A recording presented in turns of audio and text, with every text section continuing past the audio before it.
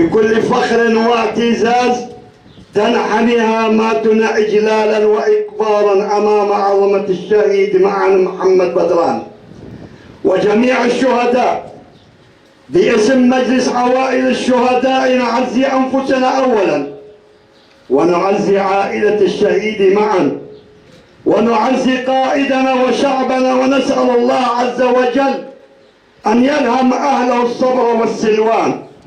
ونعزي جميع عوائل الشهداء، نستذكر جميع شهدائنا الذين ضحوا بأغلى ما يملكون، ألا وهي أرواحهم الطاهرة الزكية. وهذه المقاومة العظيمة التي حررت هذه الشعب من الظلم والعبودية، هذه المقاومة التي قاتلت المجموعات الإرهابية على كافة أراضي شمال وشرق سوريا، قادرين على سد مسيرات هذا المجرم الذي لا يعرف معنى للإنسانية والذي يريد أن يقتل البشر والحجر. هذا الشهيد معا اليوم ينضم إلى قافلة الشهداء، فلذلك نقول لرفاقه في العمل وللعائلة ولذويه، نقول لكم بأن الشهيد معا اليوم ووقوفكم هنا في هذه الساحة الشريفة وفي هذه الساحة النبيلة دليل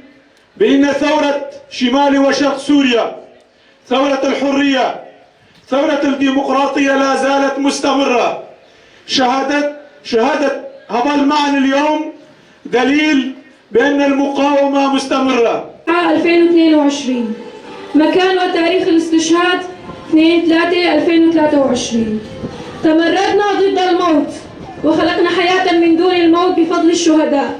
ننحني إجلالا لشهدائنا السائرين على دربهم.